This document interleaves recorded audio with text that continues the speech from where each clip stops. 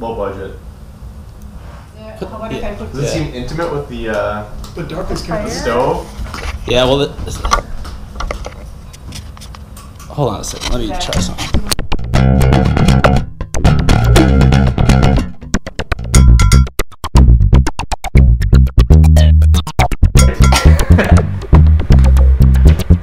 Whenever? You No. good? All right. I'm Adam from McKnight Carlson Wines. And I'm Lee from the Oshkosh Beer Blog. And this is it. The end of the year, 2015. The roundup. Yeah. So what we want to do today is go through each of us will go through our top 5 beers for 2015. And we don't know what the other one is selected for top 5. But I have a feeling that They're the going to be Twains different. should not. Yeah. Well, we play well off of each other. Yeah, we'll see here. There's no doubt about that. So I don't first, think- what are we drinking? Let's get into that first. This is homebrew. Homebrew. Homebrewed Delicious alt beer. homebrew. Yeah. A little young, but it's coming along. Yeah. It's an alt beer that I brewed end of November? What is it? Yeah, end of November right Okay. around there. But it's coming along. How much time does it have left, do you think? A week? 2 weeks? To be really good. Really yeah, good? it's not Yeah. totally carbonated yet, but another week I think it'll kind of come into its own. It's a little unsettled right now. Tastes great. Well, thank you. Yeah. Okay, so who goes first? You kick it off. I go first? All right. Yeah. So I want to explain the way I selected mine. I instead of like picking 5 beers that like just blew me away this year Yeah. that I may have only tasted once. Yeah. I wanted to take the 5 beers that I think I drank the most of this year, which to me that kind of tells me where I'm going. Because if I sure. keep returning to a beer, that's a good beer for me. That means something. So these aren't by any means sexy beers. They're my. I'll bring the sexy. Okay, you usually do. They're the beers that I kind of just kept returning to over the course of this year. So my first one, Yeah. Polka King Porter. Okay. Now, is that number 5 or is that number 1? Well, they're actually not. I should explain that they're not really going through 1 to 5 in order. Okay. This is like the time of the year that I came upon them and really started drinking it. So Polka King came out. We started getting into Oshkosh at like summer 2014. Yeah, But in yeah. early 2015, it started like showing up on taps a lot around town. Yeah. And every time I'd see it, I'd just grab it and start drinking it, and I would be like halfway down the glass each time, and I'm thinking, this is really good. So to me, that it was just nice, a nice 5.3% or something like that. Brown porter, really well brewed. I just enjoyed it. Fair enough. I like that beer as well. Okay, what's your? So how are you doing it? Why don't you explain? Well, I took the opposite approach of Lee. 5 kind of really fantastic beers for me. Beers that made me pause and think, holy shit, this is what craft beer is all about, and in a variety of styles. So number 5, I'm going to do in the opposite order. I had Upper Hand Lager. So we did Upper Hand a few weeks ago, and that beer really spoke to me in a way. It was so well made and just had a really nice flavor, and Bell's, everything they do is turns to gold. That was a beer too. Also, that I bought at least 2 6-packs of that. So far. We got it on Draft Gardenias right now, and I bought a number of 6-packs of that myself, and I just think it's fantastic. Really a great all-purpose beer. Yeah, they surprised me those. Yeah, I think beers we have. and I'd like to try more from Upper Hand. Yeah, me too. Okay, so my next beer, the 4th beer, was Bull Falls Bock. I had been a big fan of Bull Falls, for quite some time, and in February they started coming into Oshkosh, and it was bitterly cold. So that big 7.2% malty Bock beer. I can attest that you purchased a couple. I just kept buying that thing, and it was on tap quite a bit around, and I loved it. It was great, nice winter warmer for me. Yeah, excellent. Well, at number 4, I've got Shell's Brewing Company in New Ulm, Minnesota. They do a series called Noble Star Series, which is a series of Berliner Weiss beers that are finished in cypress wood vats.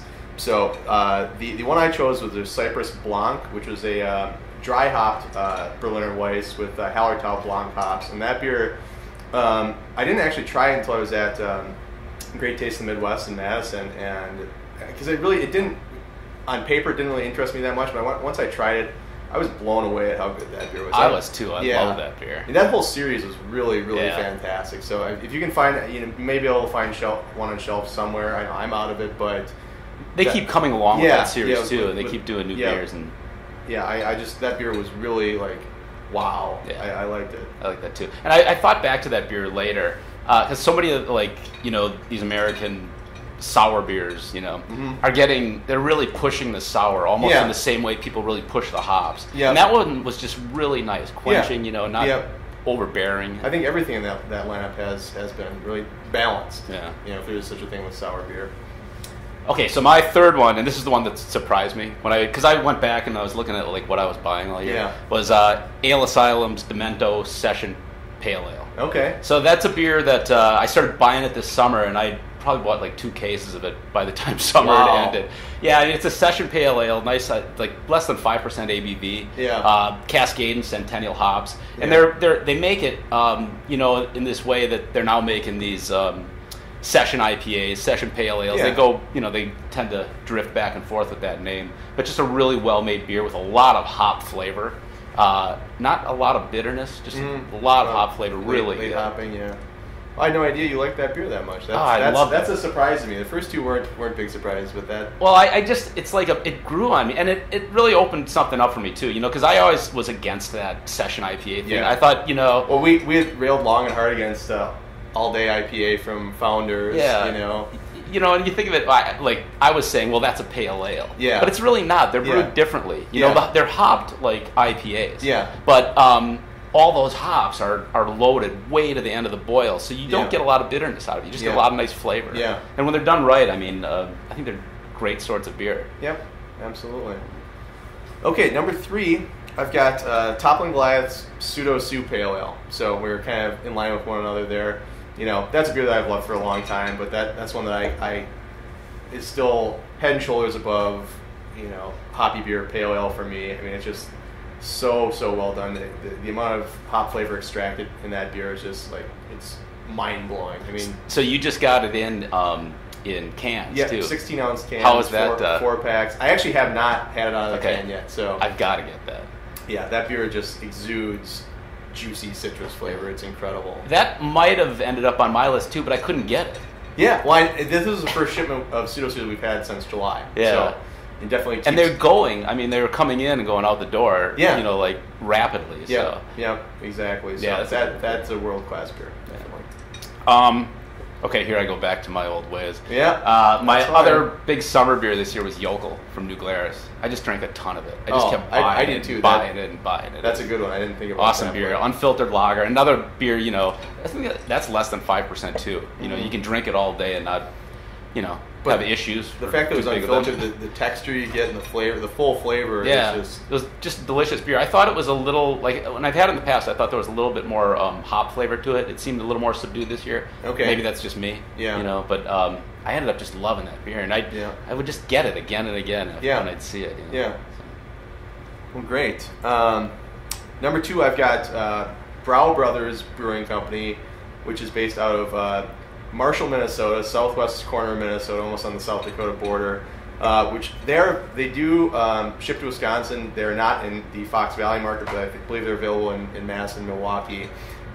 They make a milk stout called Moo Juice, and actually I had a one-off variation of this beer called Red Velvet Moo Juice at Great Taste in the Midwest in a cask in their cask tent, and I saw the name and I thought I have to try it. So it's this milk stout brewed with pounds and pounds and pounds of red velvet cake, and it was just actual red velvet cake. Wow, I was wondering where the red velvet came from. Yeah, so cool. and it came across as that just pure red velvet cake flavor, vanilla frosting, what have you. So you had this out of a cask? Yeah. So were there chunks of cake coming out of it? That was in the middle of the Great Taste, so my palate wasn't super sharp, but it really.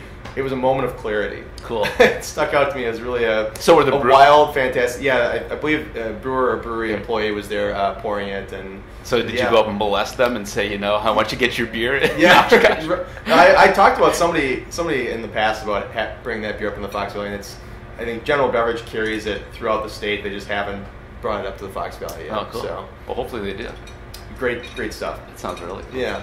Okay, and so my last beer was Lazy Monk, the Bohemian Dark Lager. I can remember, like, I was in Eau Claire this past fall, and I can remember the moment I tasted it. Yeah. I went back and forth between that and the Lazy Monk Pilsner. Yeah. Because I can remember that time very specifically. They made a huge impression on me. Sure. And we bought like a ton of both of those beers and brought them back here. Yeah. And just as they were running out, you started getting them in. Yeah. So my timing worked out. Oh, yeah. And I can attest you purchased quite a few of those as well. Their beer is phenomenal. Yeah. I mean, it just blows me away. Yeah. You know? It's a good segue. I did just tap a barrel of the Irish Red Ale. Oh, cool. From Lazy Monk, and we should have a shipment coming, I think, if not next week, then just after the first of the year of fresh Lazy Monk beer. Nice, so, nice. It's exciting, but yeah, and again, thanks to Lee for bringing that to the Fox Valley. I mean, Purely selfish motives. Yeah, that's great. They do make really, really great beer. Yeah. So, lastly, This is your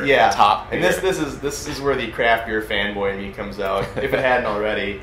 I've got AleSmith Barrel Aged Vietnamese Coffee Speedway Stout, which is probably up there with the 2 or 3 best beers I've ever tasted. Where did you have period. it? We in one of our craft beer tasting groups, we did a coffee beer theme. Nice. And someone brought that beer, and it was just like, I've never tasted a beer that married fresh coffee, bourbon barrel, rich imperial stout in such a seamless fashion. I mean, it was divine. I've never that's cool. Never really tasted anything quite like that. And and it's a beer that's very tough to get. You're not going to find it around here. I've never seen it. The back channels of beer trading is that's how it was procured. So you know some of these underhanded folk that exactly who deal in that sort of thing. But if you can somehow obtain a bottle, cherish it. It was stunning. Cool. And again, we tasted a lot of good coffee beers that day, but that beer was head and shoulders above the rest. So yeah, we've had a few coffee beers this year, and I've been kind of like,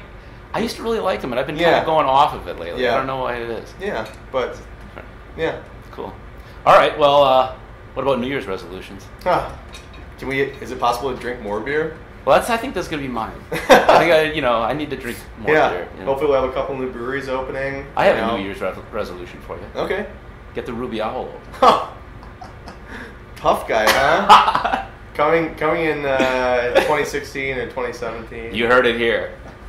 Okay, Adam. Well, it's been a great year. This has been a lot of fun. It has been. I agree. It'll be interesting to see what happens this coming year. Absolutely. How much trouble we can get ourselves into, or get you into. Cheers to a good New Year. Pros. Shut all the